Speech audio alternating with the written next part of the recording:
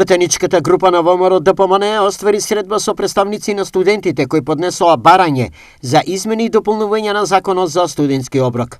Ние како пратеничка група веднаш го поднесовме да биде изгласан по скратена постапка, изјавија денеска на прес од ВМРО ДПМН. Законот ќе се најде на утришната седница, меѓутоа оно што забележивме е дека законот е ставен на 23-та точка.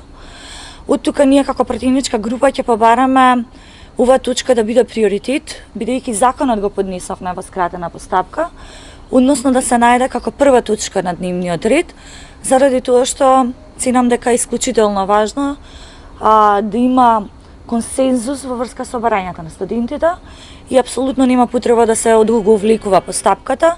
Имено ќе побараме оваа точка да биде прва точка на дневен ред.